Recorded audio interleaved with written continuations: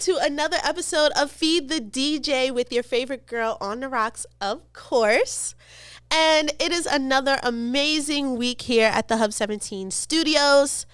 You guys, I thought I had tried it all. I thought I did it all. I done changed my diet. I was taking turmeric ginger shots to boost this immune system, and it has failed me yet again. So I am a little nasal. I am a little congested today, but the show must go on. We have to do this storytelling no matter what. So if your girl needs to take a little extra sip of water today, don't kill me, all right?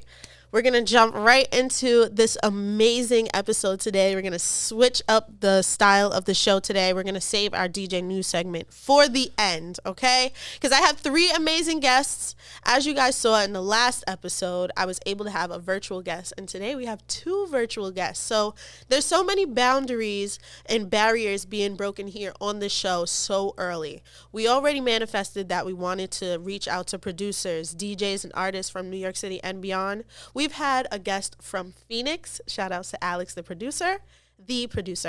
And now we have a special guest reaching all the way to LA. I can't believe it. And of course, we got Queens in the house. We got a little bit of everybody. So I'm so happy to jump right in. I just want to thank everyone who is following and supporting the show. So it's really, really nice to know that you guys are looking forward to these episodes. And I'm looking forward to telling these stories with you. If you have any questions, make sure you send them on over. Follow us on Instagram and send us over some stuff in the email. All right. And the podcast Instagram is at feedthedj_podcast. And you can send your questions to feedthedjpod@gmail.com. So my special guest for today. We'll start off with my in-studio guest. So I have Gonzo here with me. Thank you. So happy to have you. Yeah, this is amazing. How was it getting here to the studio today?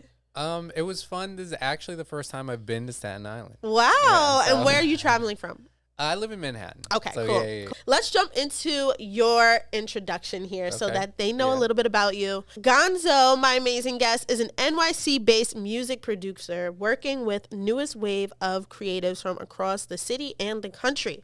With artist collaborators in Chicago, Atlanta, D.C., Kansas City, and more, his sound is varied and has been featured on radio from Chicago to London. Okay? Oh. Yeah. I'd be sitting here with a celebrity, y'all. Styles range from R&B and pop to drill, trap, drum and bass, and much more. Gonzo finds gifted and independent artists and brings their sound to new levels. I love this bio. This is gold. You got to hold on to that. I kind of whipped that up this morning. I love it. I think it's perfect. Our next guest, so happy to have her here on the show. I've been fangirling for a little while, so I'm so happy to have her here. We have Gatica.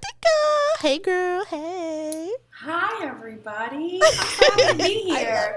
I'm so happy that you joined us. I'm going to give them your rundown here and then, of course, learn a little bit more about you throughout the show. But Gatica is a DJ, podcaster, and media personality born and raised in Queens, New York. She can often be found energizing audiences within the tri-state area as well as major cities across the nation. Determined to develop her craft during the COVID-19 pandemic, she maximized her time in lockdown to deepen her love and knowledge for DJing. She shared her talents online, building a virtual fan base that smoothly transitioned into physical audiences when the city began to open up again. Her expert track selection fuses with a range of music styles that include house, Latin, pop, R&B, and hip-hop, allowed her to redefine musical boundaries and continues to captivate audiences. And last but very not least, so happy to have her on the show as well. We have RaceWithChyna. Thank you for having me. Of course. RaceWithChyna has been a DJ for 6 years, and she's from LA and really started DJing because she was so good at curating music, and she knew she could bring a special vibe to any party. And I totally agree. Your vibe is unique. It gets me moving. And I know that in a big room of people, it definitely helps people to express themselves and have the best time that they can. So it's February, Black History Month. You know, because everybody's talking about Valentine's Day, but we got to remember Black History Month, okay? But aside from that, this is also the month of love. What is the last piece of music that you created that you absolutely loved? Oh, interesting. That's a good The question. last one I really loved. Well, the first one that came to mind is this song that came out recently, and I actually mixed it. I didn't produce. I just recently started engineering and stuff too. Okay. So I mixed this song for a girl, Mela. It's called Train Station Tears. And I'm kind of new to mixing, but when I did it, I came out really well. So I'm like, wow, I'm really I think I kind of stumbled into doing a good mix on that one. Yeah.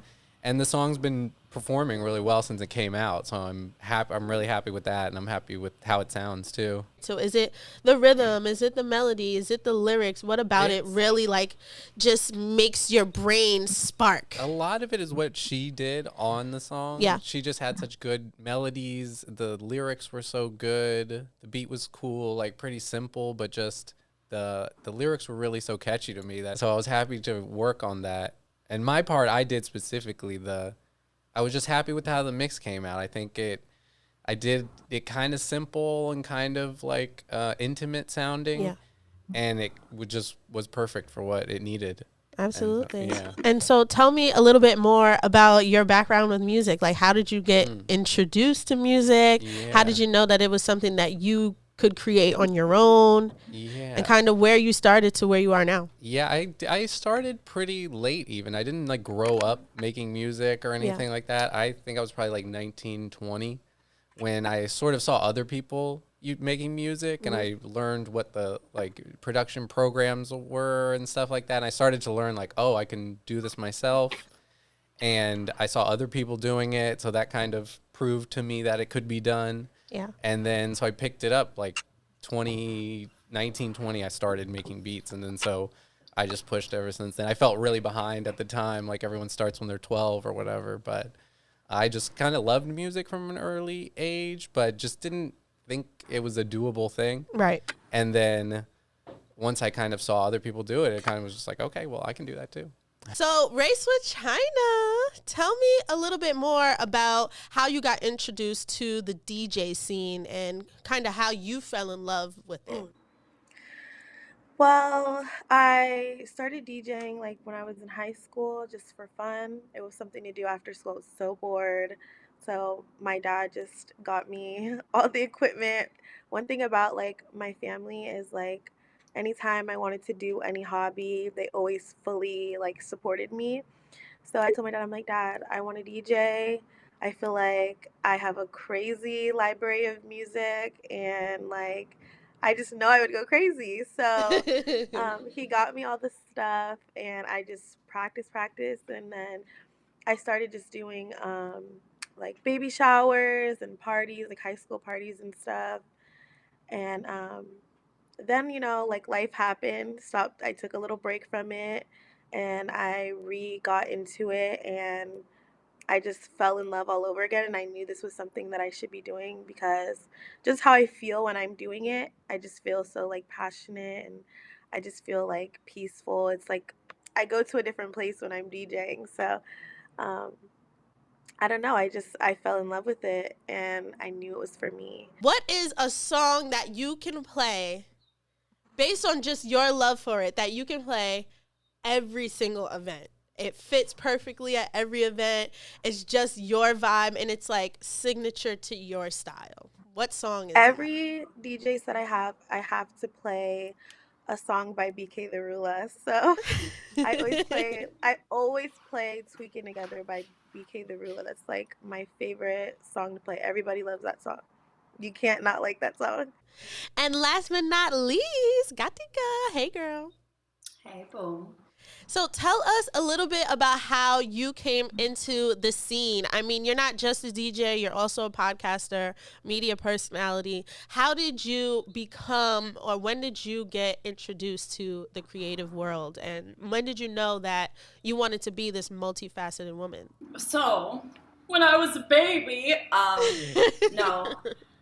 Actually, like, I come from a music family. So my mom is a daughter of a piano player in Colombia.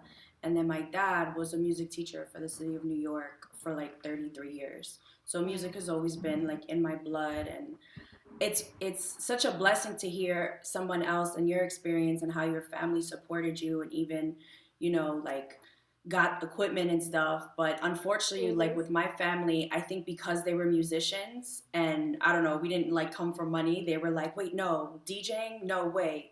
And it was a completely different experience for me. Like, I always loved it, I wanted to do it, but it was always kind of just like, oh, that's a dream.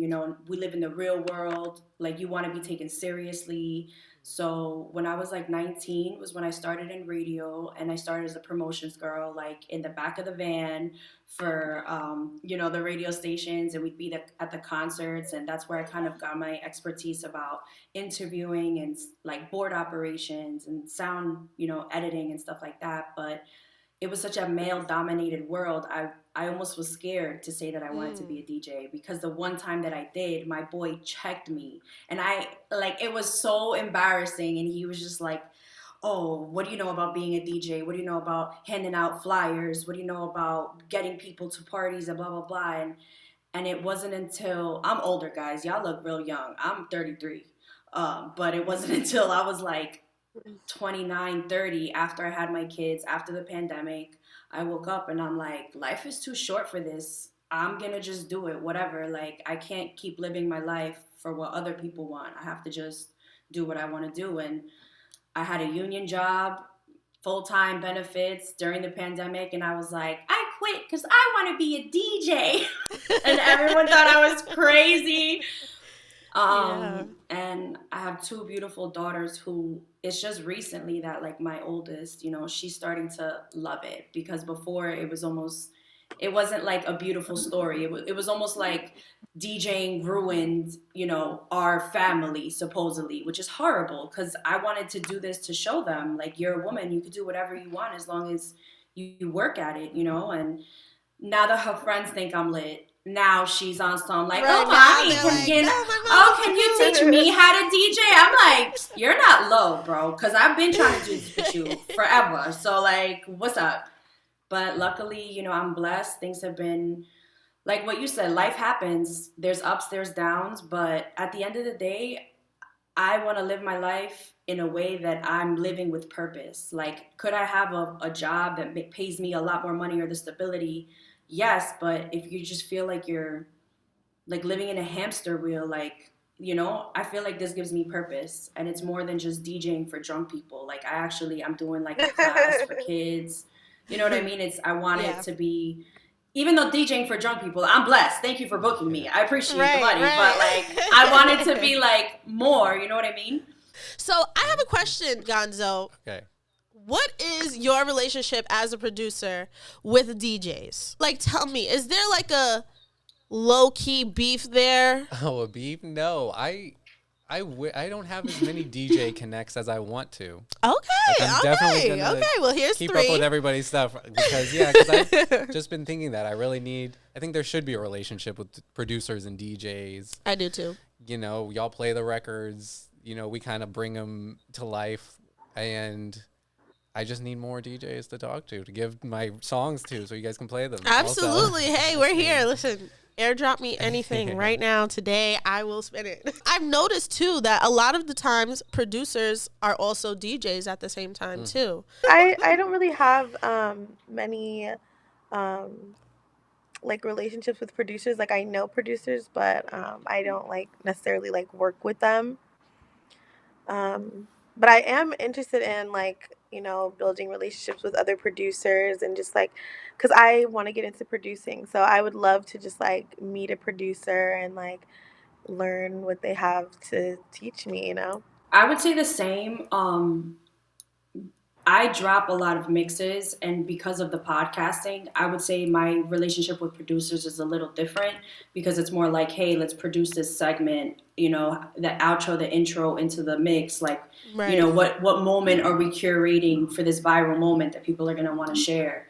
But producers, like that's actually one of the things on my vision board that I'm like, all right, I want to have the same way people could look me up for podcasting. Like I want it to be like Apple Song, DJ Gatica Mix, or I think DJs, we are producers at some point, Right. but the whole intricates, the engineering, the really like breaking down the claps, the snares, like that's really dope. And having a vision of curating completely different sounds. I'm an open format DJ, so I could go from Afro beats to reggaeton to guaracha all in one set.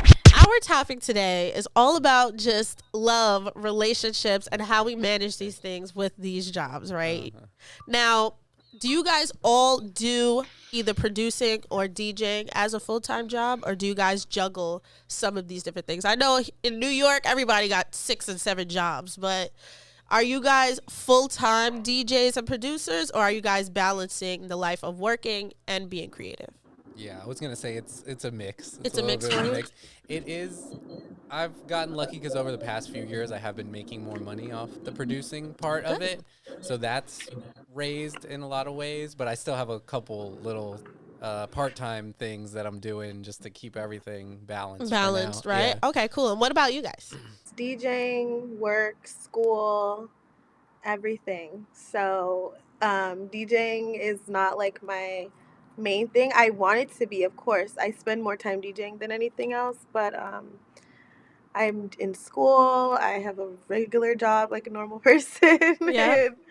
I'm doing everything. I read that in order to become a millionaire or billionaire, you have to have 7 forms, 7 streams of income. So yes, DJing is something that I cater to every day, but it is one of like 5 revenue incomes that I'm trying to manage, along with being a mother of 2 beautiful baby girls. So besides just being DJs and producers and having all of this life to balance, where are we making time for relationships? What is a relationship in 2024? Yeah, right. Like, can we talk about that? That's like, I need question. to know, what is a relationship in 2024? Right, what does that mean? What does that mean, really? Wow. I think... Like, is it like a date you put in your bio? Like, do you still wear his chain? What is it? Do we change our status on Facebook still? You tell us. You're in a relationship. Tell us what we do. I don't know. Yeah, what is that like? It's good. I like it. It's good. It is nice. Honestly, the like support part of it is really nice. Having a partner. But like, what makes it, I guess, official these days now? Yeah. Like, what solidifies that you're no longer dating and you went from dating to now being in a full-blown thing? Like, what is that switch exactly? I obviously I haven't figured it out. I am new to this. I have been single for a very long time after my divorce. It was horrible.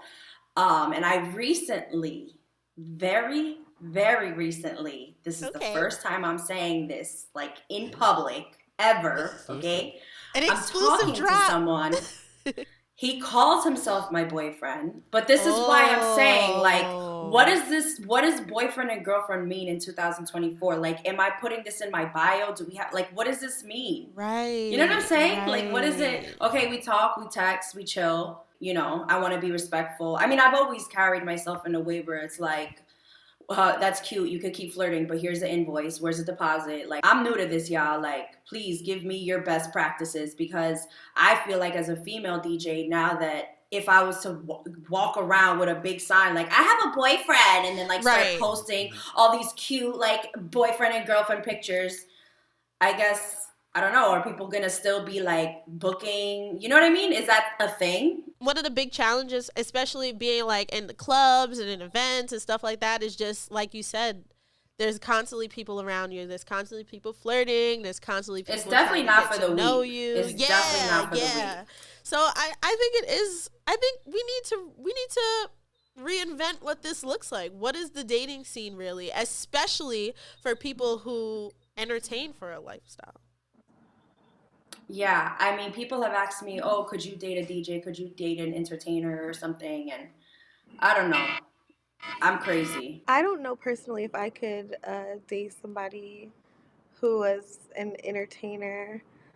Maybe someone more behind the scenes of it, but not like in the spotlight of it. I don't know. I have some guests coming next week. They're actually a couple and they're both DJs. So definitely stay around for that because maybe we can figure this out with them. We can figure out what they got going on and take some tips from them. We'll tap in.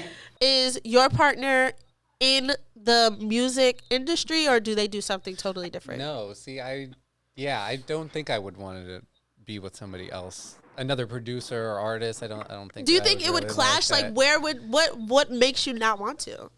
I think it would clash a little bit. I like the dynamic of my girlfriend she's kind of in a creative job too. She's like a designer, does marketing design stuff. So still kind of creative, but a little more professional, I'd say, probably than me. Yeah. So I like that dynamic. Like, how do you make time to even do it, though? You know, like, where is there time to be loving and affectionate when you have a gig at 11 o'clock? And then you have your regular job at 8 a.m.?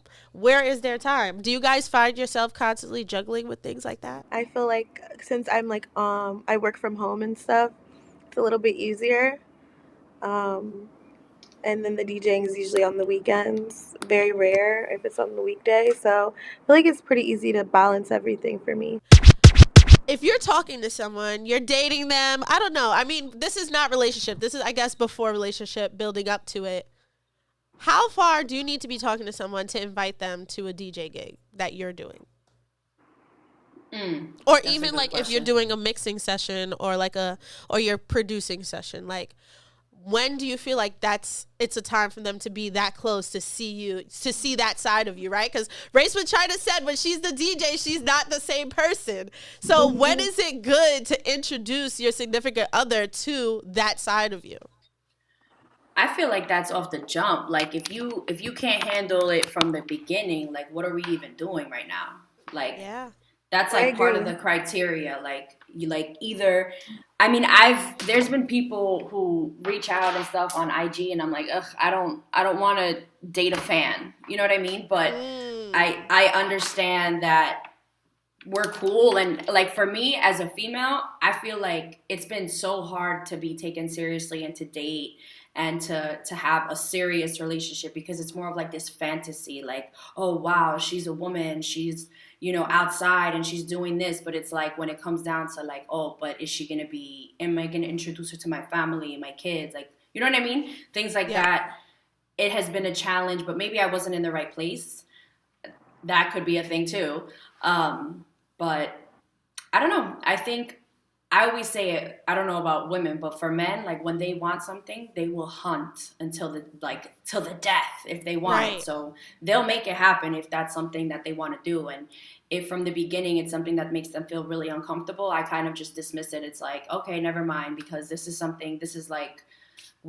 always on the go. Like I always feel like I'm juggling. I don't like it. I'm trying to figure out how to simplify things and streamline because I hate feeling like, like da da da da da, and I want to be able to be like, okay, that's on the schedule, but we can breathe, like, you know what I mean? Yeah, because that's just who I am. That's what I do. I feel like why wait? Like this, you're gonna see it anyway, and right. This is who I am. So I feel like it's not like a secret. Like this is just what I love to do, and if you fuck with me, like, you're gonna like me doing whatever I'm doing. Like, you know what I'm saying?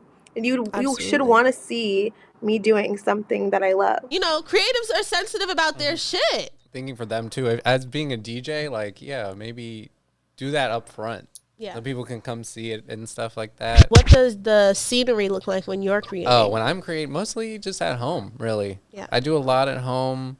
I go to the studio sometimes with people and do some stuff, but I think I work kind of best just in my home studio setup, just knocking out like what I need to work on every day. Because I don't really have a manager or anything, so half of what I do now, I really did used to just make beats in my bedroom for a long time. Yeah. But now that I have a lot more going on, half of what I spend my time on is the calendars and like getting in touch with people who, following up with this and that, figuring out when things are going to get released. When I say I call myself a freak in the sheets, but I'm talking about the Excel sheets.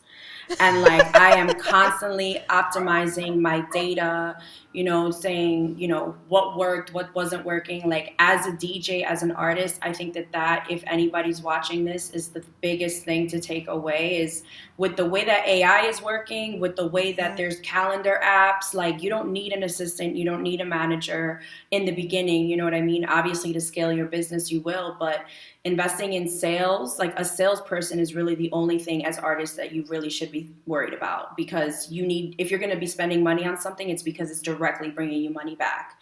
Right. And I'm constantly, like, I would say weekly, if not daily, like looking at my stuff, cleaning up my grid. Who is tagging me on stuff? What, if people Google me, what do I look like online today? And I think that is something that artists and creatives, we get so lost in, things that we forget about the business, because business is your completely other side of the brain. You have your creative side and your business side, and really kind of being like setting blocks. Okay, on Tuesdays and Thursdays, I get to go to the studio. I have 2 hours of being creative. There's no structure. I get to do what I want.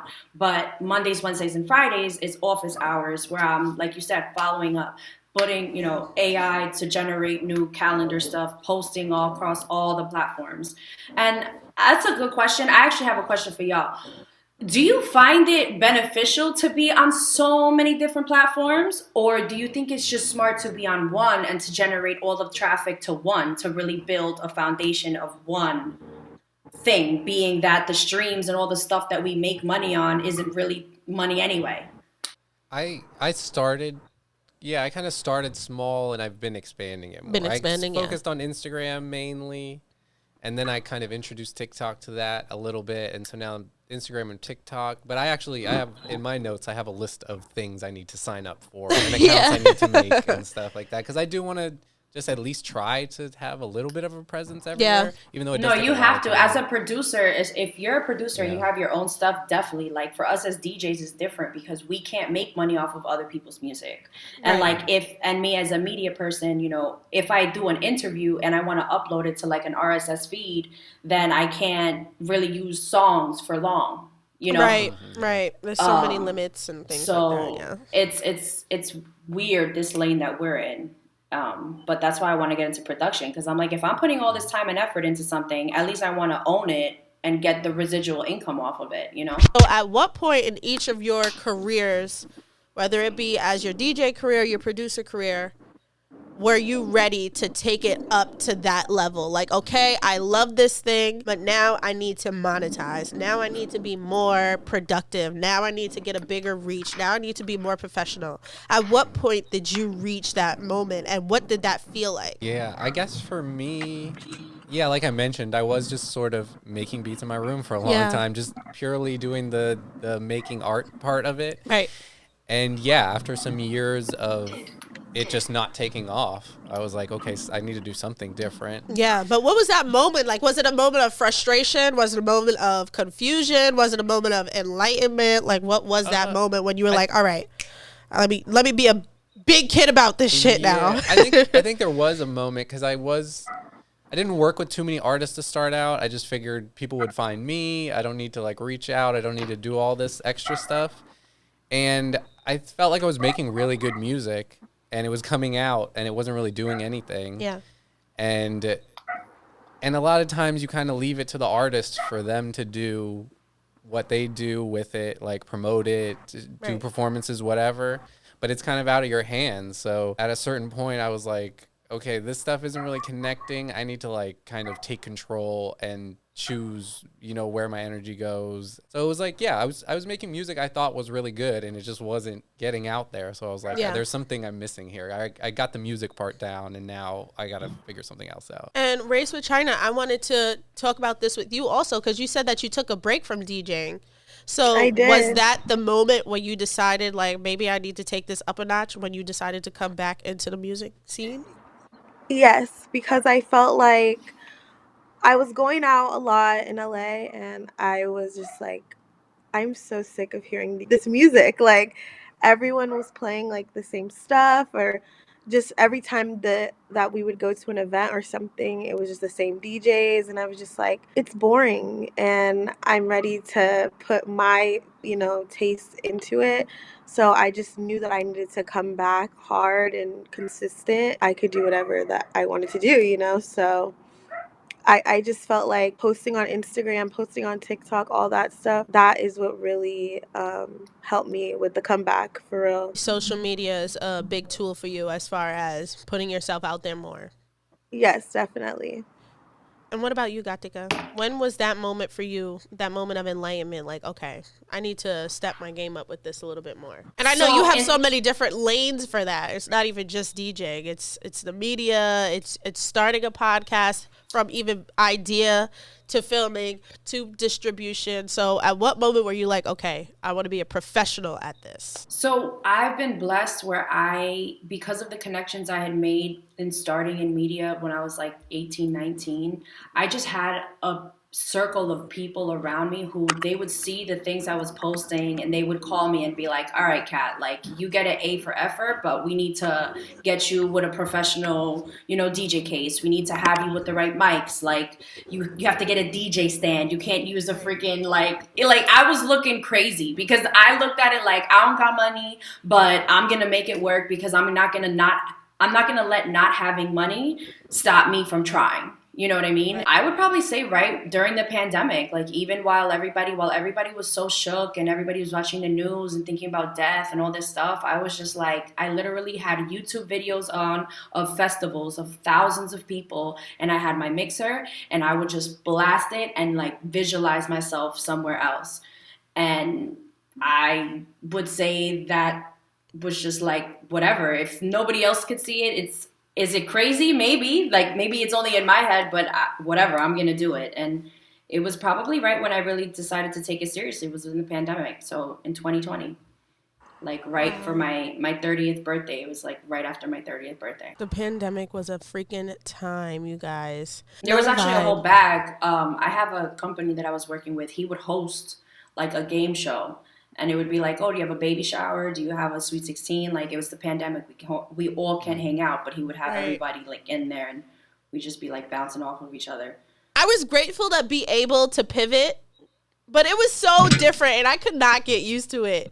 Like, I got a nice professional shirt up here, but I'm wearing my pajama pants down here.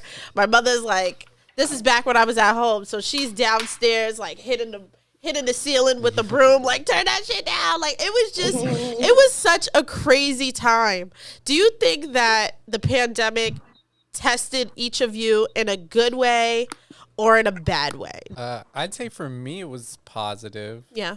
Yeah, because my stuff kind of changed around then, too. When I just decided to start doing more of the business stuff, it was around COVID. Okay. Kind of.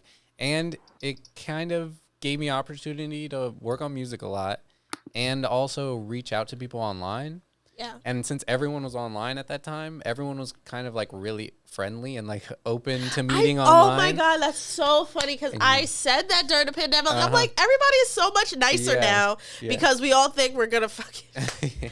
Because we all think we're going to catch this thing and everybody's going to just be walking around like zombies. Everybody was so nice at that time. Yeah, and I know now I try to reach out to people online, and it is harder. Yeah, Back then it was easier, so I got to get in a lot of good internet connections with people during that time, and a lot of that has turned into good work since. And you were able to revisit those things. Yeah, like those. Cool. There are people I still work with to this day who are I just hit up during COVID and just it's developed. And they were just sitting then. around. They had nothing to do. Too, yeah, so they answered and yeah. I think during the pandemic, it was really negative for me. I was really depressed during the pandemic, just being in the house and all that. Everything was scary. I feel like after the pandemic is when I started to like get out of my shell. I got really like antisocial and stuff during that. So I had to like get myself out of all of that. So I think the pandemic kind of affected me negatively, but after it got better. For me, it was like half and half. Okay. Like, I was good when I didn't have COVID, but the 2 times that I actually got it, I was driving myself insane. Like, to be told to sit still is crazy. It was, for me, it was also kind of a negative thing. I feel like I used this to escape the reality. And while maybe that's good now, I don't know if it was the best thing at the time. I don't know. I guess I would have to say it is a good thing that I did it like that, because at least I didn't freaking lose it while I was at home. But I really tried to just remain positive. Like, that was the projection in my head. Like, okay, I have to think positive. I have to think about the future. Enjoy the fact that I'm getting paid to stay home. This has never happened before. Like, I worked in schools for 11 years at the time. I never in my wildest dreams thought that we would be staying home. You know, Right. and now that's why I was like, whatever, let me get this mixer. Let me just start practicing here. I used it as the escape of the reality of what we were in, instead of trying to be watching the news like a crazy person. Everybody was like, how could you? Why would you do that? Like, we're not allowed outside. Why would you be practicing to do that? And I'm like, because this is going to be over sooner than later.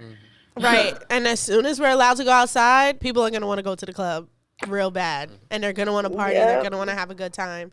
And I really do think that when outside was able to start happening, like, DJs were at the forefront of being able to make people kind of forget about the crazy 2 years that we just had. Even if it's just for a 40-minute set, you're able to just not think about that shit for a little while. Music makers and people who spin the music that's being made definitely had a lot to do with changing, like, everybody's trajectory and just, like, being happy again. I just want to take this time to let you guys do any plugs that you need to do. RaceWithChyna, I know you have Midnight Club Radio.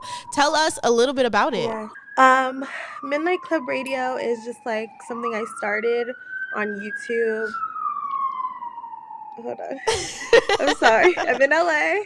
It's okay. It's something that started, like, first of all, I had a party. It was a party series that I'm doing in LA called Midnight Club. And I just kind of kept the name Midnight Club Radio, and I started posting YouTube episodes and SoundCloud episodes. And I got some traction, and I actually filmed 2 episodes yesterday with 2 guest DJs. It was like my first time ever having guest DJs on the platform. So I'm really excited Nice. about that.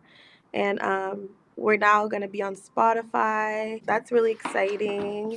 But yeah, it's just like a radio show, all types of music we play. We have cool guest DJs on there now. And I'm obsessed with how it's turning out. We hit 1,000 followers yesterday. Yes. Okay, So milestone. I'm just really, I love it. I love bringing other DJs together and just, spinning music together and seeing everybody's different styles and tastes. And how do you network, and how are you meeting other DJs? How do you get yourself, your name, your brand, and now your new show out there? Social media definitely plays a big role. TikTok, I see some DJs go live a lot, so I'll show love and I'll join the live, or sometimes I see them on the For You page, and I'm never afraid to, give a compliment and tell people that they're good, because there's some really talented DJs out there. And how important do you think it is, before I hand it over to our other guests, how important do you think it is to nurture those relationships that you make in the creative world? I think it's really important, because at the end of the day, for example, if you make a good connection with someone and you keep it, and you guys really vibe and create something really good, you never know in the future what may happen in that relationship.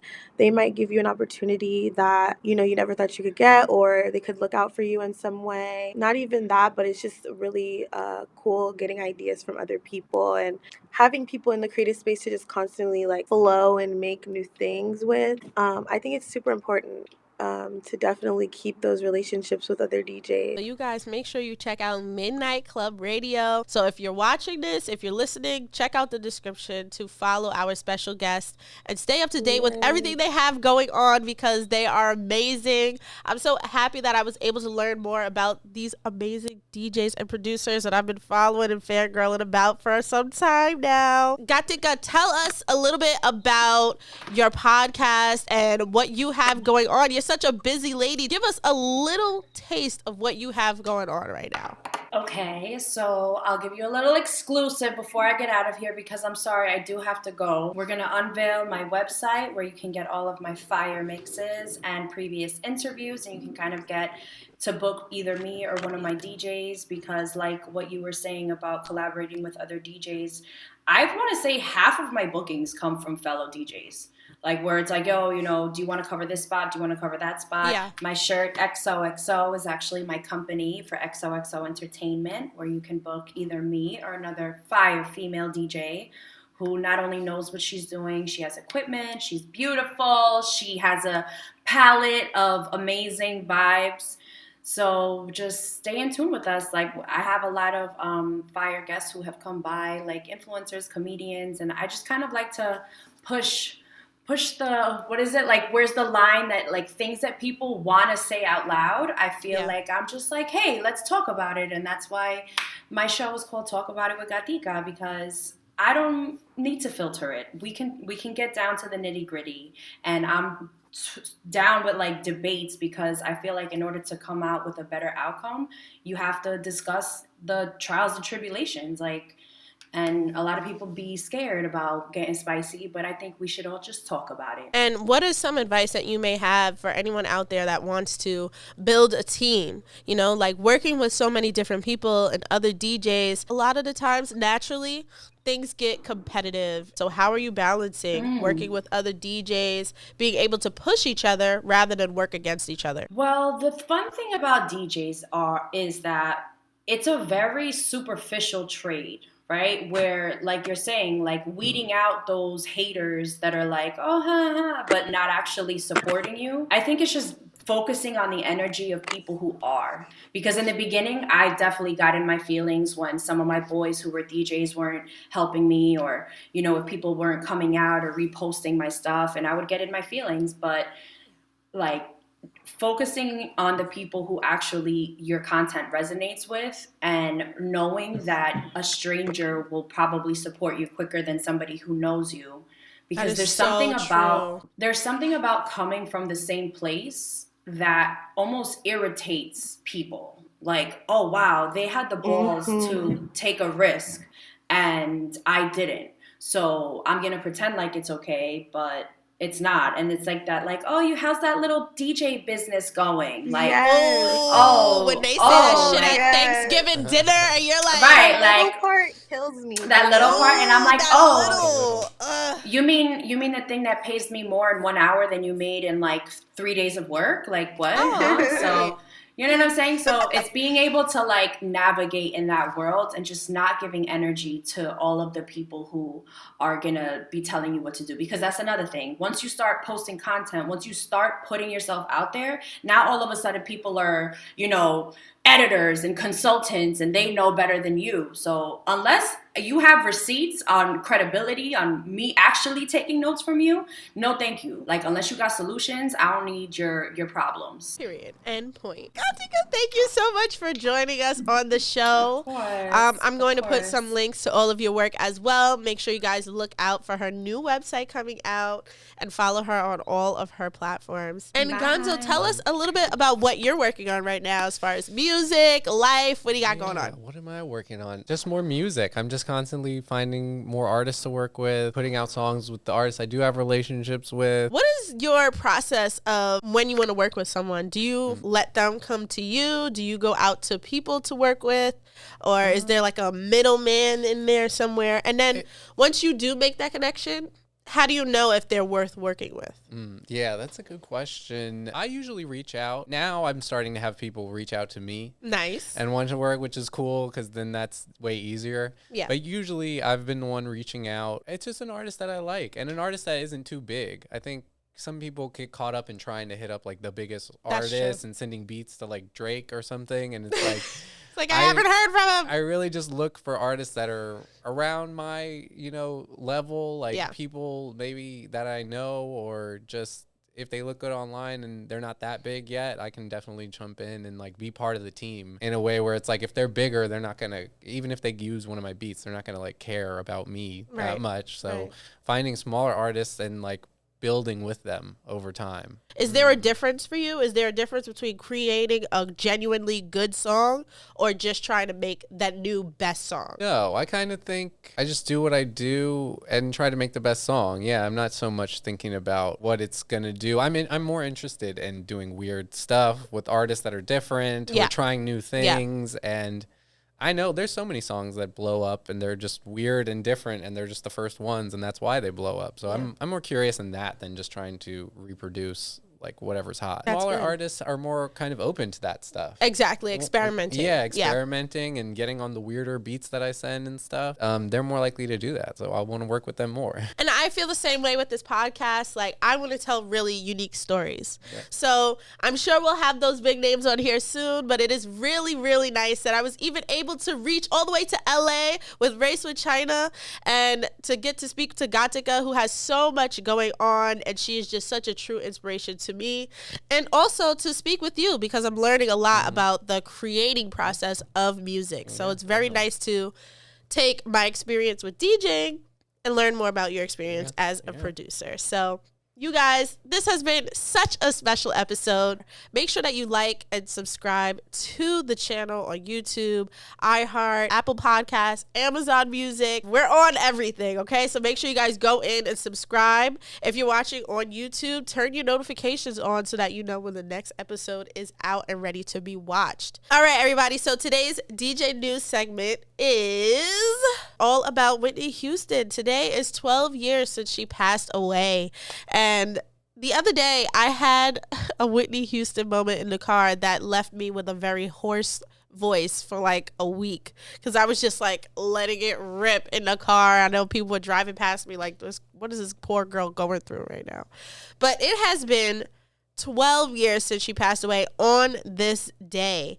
And if you guys are not familiar with her, she is, come on, one of the best female vocalists we've ever had. Let me pull up some facts. Whitney Houston's debut self-titled album has been listed as one of the 500 greatest albums of all time, according to Rolling Stone. Throughout her career, she won a whopping 415 awards, including 2 Emmys, 6 Grammys, 16 Billboard Music Awards, and 22 American Music Awards. I wonder what her trophy collection even looked like. Was it a walk-in closet?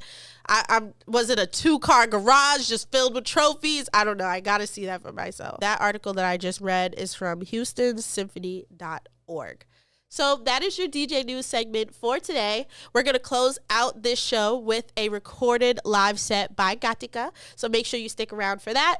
And if you guys want to learn anything else about our special guest, make sure you check out the description below. I had Gonzo, I had RaceWithChyna, and I had Gatica here on the show today. Super happy to have all of them. Happy Valentine's Day. We will be dropping this episode on Valentine's Day, so if you love me, check it out. I don't bite, I just DJ. It's GirlOnTheRocks, and I'm checking out. Bye. DJ Gatica.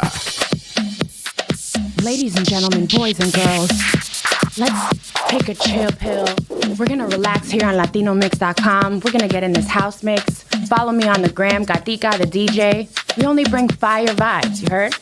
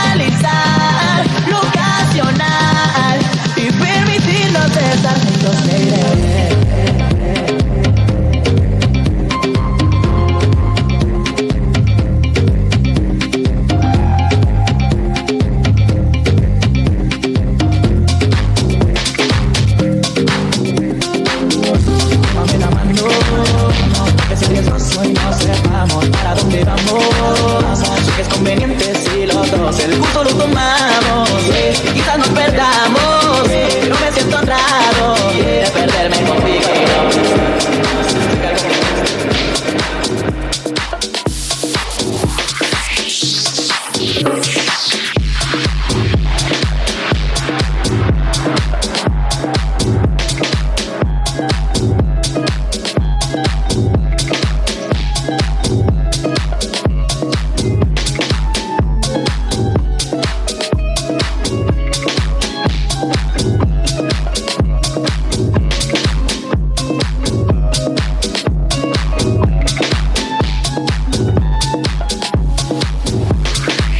Soy el fuego que arde, que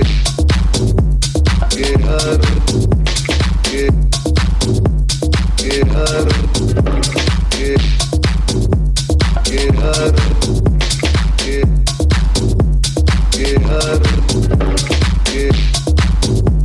que arde, que arde, que arde. Soy el fuego que arde, que arde, que arde, Gatica. que arde,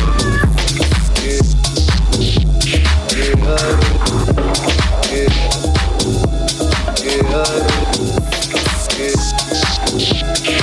arde, que arde. Soy el fuego que arde. Yo soy Pablo Emilio Escobar Gaviria.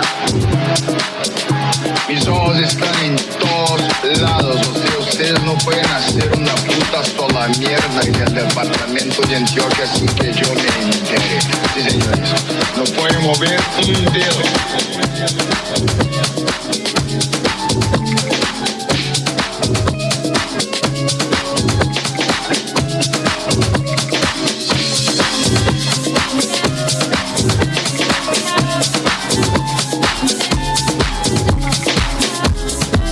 Soy el fuego que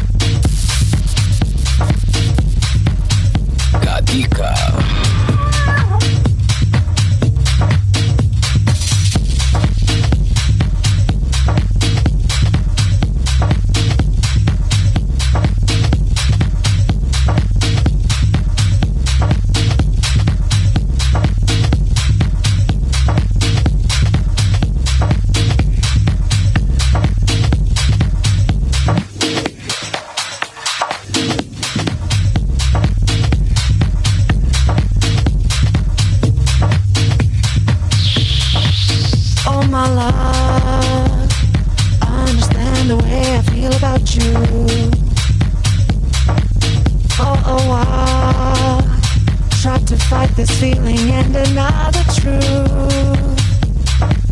But the earth, with every spin, it brings you closer to me.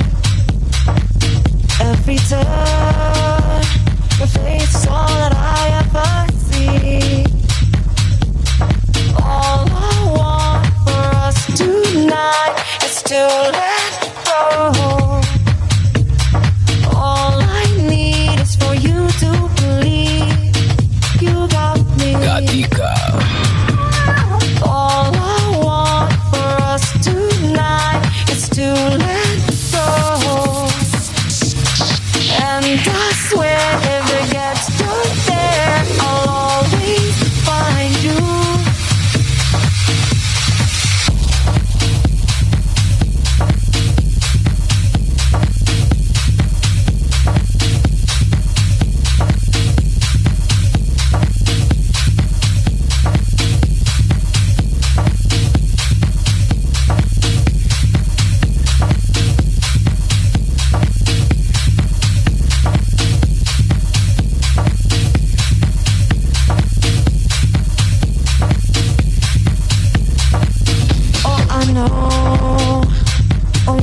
To see what's in front of you, but you know, recently it's me you've been walking next to. By your side, I'll be the light that shines your way. In the night, never leave you lost in the dark. No, all I want for us tonight is to let go.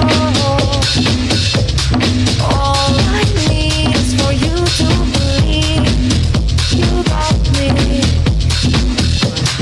All I want for us tonight is to let go.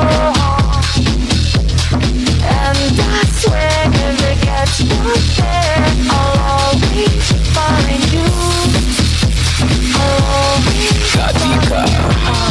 Excuse me, Charles. My name is on the list. What list? The DJ's list. This thing? There is no guest list tonight.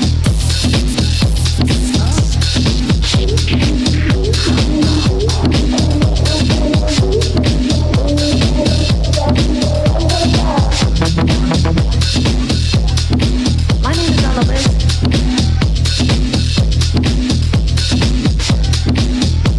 What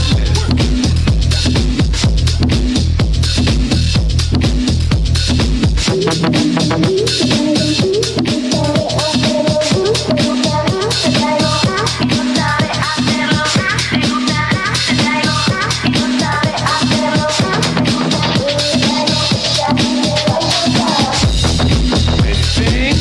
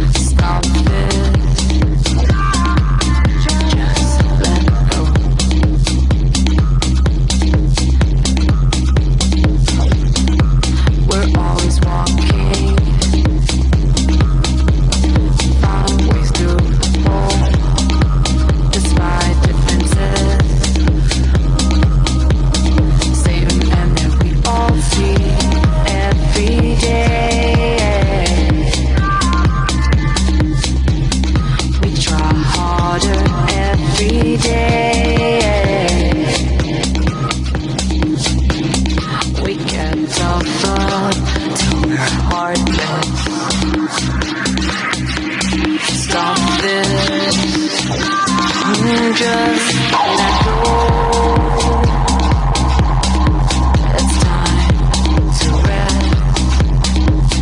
So tonight we'll forget it all. Stay here in the night. Looking down on the golden wall. Stay together in this night. So tonight we'll forget it all. Stay here in the night. Looking down on the golden wall. Stay together in this night.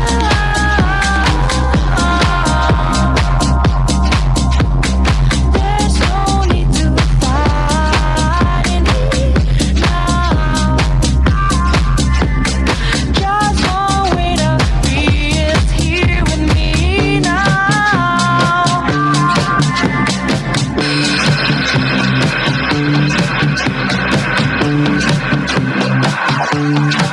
We're always walking. Gatica. Now and then I think of when we were together. Like when you said you felt so happy you could die. Told myself that you were right for me, but felt so lonely in your company. But that was love and it's innate, I still remember.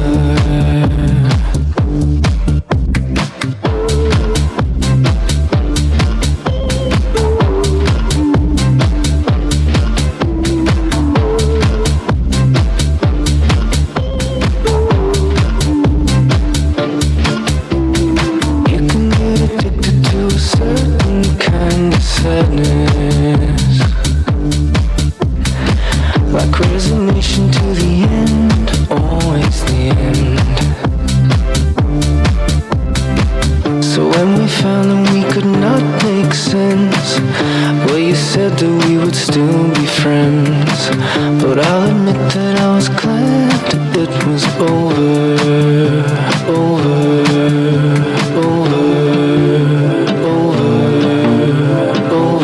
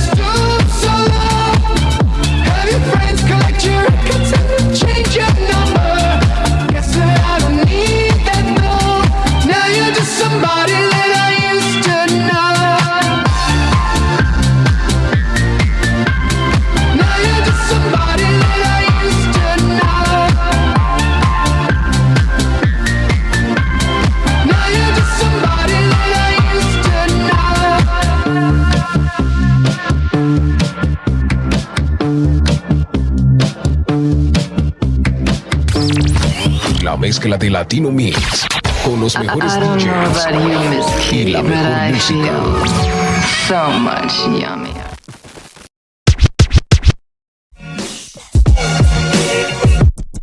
Oh,